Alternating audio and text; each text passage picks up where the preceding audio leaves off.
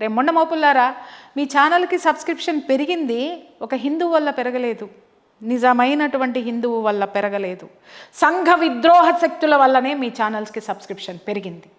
ఎందుకు అనంటే ఎవ్వడో కూడా అమ్మాయి ఎక్కడ దీక్ష తీసుకుంది, అమ్మాయి గురువెవరు, ఆమె ఎక్కడ సాధన చేసింది, ఆవిడ ఎక్కడ ఉంటుంది, ఇన్ని సంవత్సరాలు ఎక్కడెక్కడున్నాయి, ఆమెకి పీఠాలు ఉన్నాయి, ఆ పీఠాలు ఎక్కడున్నాయి, ఆమెకి కొంతమంది ఫాలోవర్స్ ఉన్నారు, వాళ్ళందరూ ఏ స్థాయిలో ఉన్నటువంటి వాళ్ళు తెమ్మని చెప్పేళ్ళని. ఇంకొకటి, రాసిన తమ్మునేలు పెట్టిన వాడు, తీసిన వాడు, కూర్చుని మాట్లాడిన యాంకరు, ఇక్కడ కూర్చుని మాట్లాడిన గెస్టు, ఎవడైనా ఎవత్తైనా ఏదైనా కానీ ఆ వ్యక్తితోటి ఆ అఘోరీతోటి కూర్చొని కనీసం ఒక వారం రోజులు ప్రయాణం చేశారా? ఏం చూసి మాట్లాడుతున్నారు? మీకు మీరు కథలు వండేస్తారా, వార్చేస్తారా?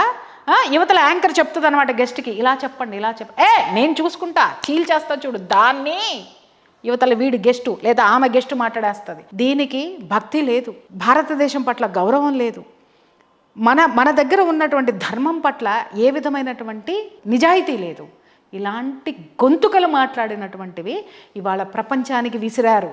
ఏ విత్తనాలు విసిరారు మీరు గుర్తుపెట్టుకోండి. ఏ విత్తనాలు విసిరారో ఆ మొక్కలే వస్తాయి. విమర్శల అనేటటువంటి విత్తనాలు మీరు ఎవరి మీదకి విసిరారు? సాధువుల మీదకి, సత్పురుషుల మీదకి, అఘోరాల మీదకి విసిరారు. మీరు చోకాళ్ళు జనాలను కూర్చోబెట్టి స్టూడియోలో కూర్చోబెట్టారు కదా. నేను అడుగుతున్నాను, వాళ్ళు ఎంత గొప్ప వాళ్ళో ప్రూవ్ చేయండి. వాళ్ళు ఏ మహిమలు చేశారో మహిమలు చూపించారు కదా. గుడ్డలు వేసుకుని గుడ్డల మాటను వీళ్ళు చేసేటటువంటి ఘనకార్యాలు నేను చెప్పనా? చాలామంది మాట్లాడుతున్నారు ప్రియా చౌదరికి పేరు కోసము అఘోరిని వెనకేసుకొస్తుందని. పేరు ఇవాళ అఘోరి ఇచ్చిందా నాకు? ఏమ్మా, అవసరం అసలు లేదు కదా. అఘోరి నాకు వచ్చి పేరు ఇచ్చిందా?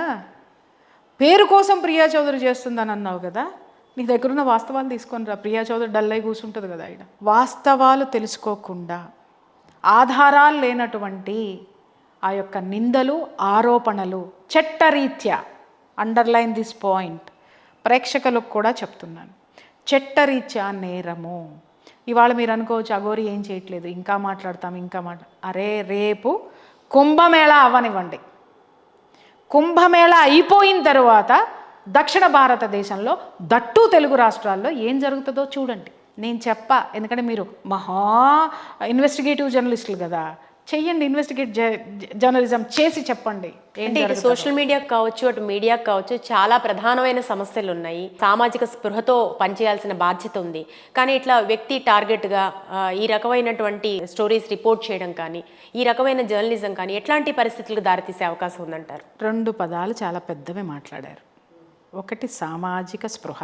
అసలు దీని అర్థం ఏంటో కూర్చొని వాళ్ళ స్టూడియోలో కూర్చొని యాంకర్లను అడుగు, సోకాళ్ళ యాంకర్లను అడుగు.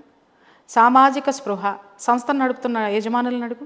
వాళ్ళకి డబ్బు మీద స్పృహ తప్ప సమాజం మీద ఎక్కడుందమ్మా? రెండోది journalism. This is not called journalism Shirisha గారు, this is called earnalism. What is that? Earnalism. Only earning money. Yes, they are in earnalism అండి. Would you call that journalism? Don't call. దయచేసి మాట్లాడకండి అమ్మా. కనీసం జర్నలిస్ట్కి ఒక బాధ్యత ఉంటుంది. విమర్శలు ఖచ్చితంగా చేయాలి. ఖచ్చితంగా ఎంతోమందిని చీల్చి చెండాడాను నేను.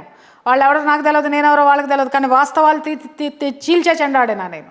అలాగే ఎంతోమందికి మద్దతు ఇచ్చా, వాళ్ళు ఎవరో నాకు తెలియదు, నేనెవరో వాళ్ళకి తెలియదు. వాస్తవాలు అనిపిస్తే, లేదు సమాజంలో నేను నా పరిశీలనలో నాకు తెలిసిన ప్రతి నిజాన్ని, ప్రతి వాస్తవాన్ని జనాలకి, కోట్ల మందికి జారేశాను నేను ఈ రోజు వరకు కూడా. నేను చేసిన సేవ ఎవరు చేశాడమ్మా? నేను తీసినటువంటివి ఎవరు తీశారమ్మా? నేను విప్పినంత గళం ఎవరు విప్పినారమ్మా ఈ సోషల్ మీడియాలో? చెప్పండి. ఈరోజు కుటుంబ వ్యవస్థ గురించి మాట్లాడానా, ఆర్థిక పరిస్థితుల గురించి మాట్లాడానా, దేశం గురించి మాట్లాడానా, రాజకీయాల గురించి మాట్లాడానా, డివోషనల్ ఇష్యూస్ మీద మాట్లాడానా, స్పిరిచువాలిటీ మీద ఏది మాట్లాడలేదు నేను. నాకు తెలిసిన ప్రతిదీ తెలియని దాని జోలికి కనీసం అటువైపు కన్నెత్తి కూడా నేను చూడను, పన్నెత్తి మాట్లాడాను. ఎందుకంటే తెలియని సబ్జెక్టు గురించి మాట్లాడే అర్హత నాకు లేదు. ఇవాళ వీళ్ళకి అర్హత లేని వాళ్ళందరూ సృష్టించినటువంటి ఈ యొక్క, దాన్ని ఏమంటారు తెలుసా, అసత్య చరిత్ర. సచ్చరిత్రలు అని ఉంటాయి, ఇది అసత్య చరిత్ర అన్నమాట.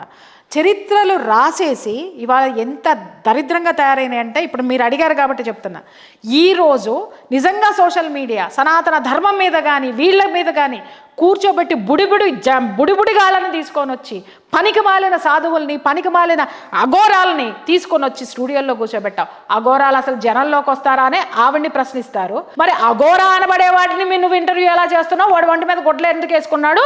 నీ దగ్గరకు వచ్చి ఎందుకు మాట్లాడుతున్నాడు? వాడు ఎందుకు వచ్చాడు మీడియాలోకి? అఘోరాకి కూర్చుంటానికి వీల్లేదు, నుంచుంటానికి వీల్లేదు, బూడిద రాసుకోవాలి, అడవుల్లో ఉండాలి. మరి నువ్వు కూర్చోబెట్టి మాట్లాడించే అఘోరా అనేవాడు అఘోరానా? గుడ్డలు వేసుకున్నవాడు అఘోరానా? మరి వాడెందుకు వచ్చాడు? వాడెందుకు గుడ్డలు వేసుకున్నాడు? వాడెందుకు జనంలో ఉన్నాడు? అఘోరా అని పేరు ఎందుకు పెట్టుకున్నాడు? Tell me. బట్టలు లేకుండా ఆమె తిరిగింది. నేను ఒక్క మాట చెప్తాను రా, బాగా అడిగినావు, నేను చెప్తా.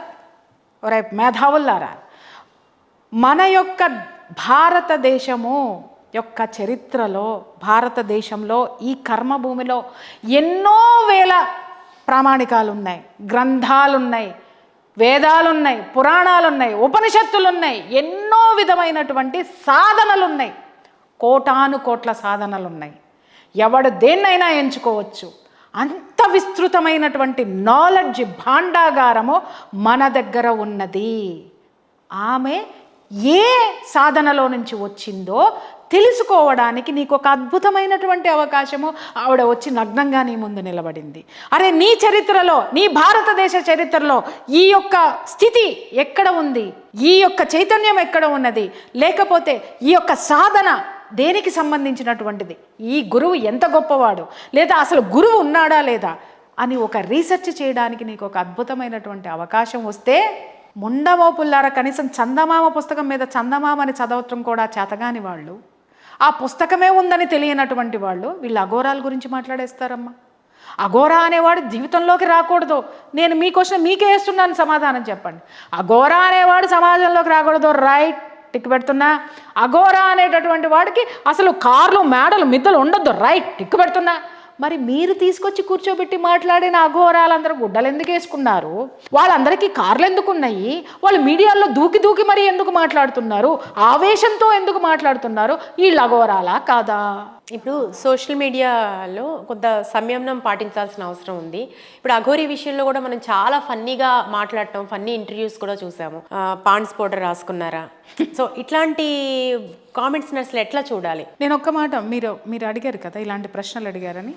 ఇదే ప్రశ్నలు వీళ్ళ భార్యనో, బిడ్డనో, లేదా వీణ్ణో, లేదా దాన్నో వేస్తే వీళ్ళు ఊరుకుంటారా?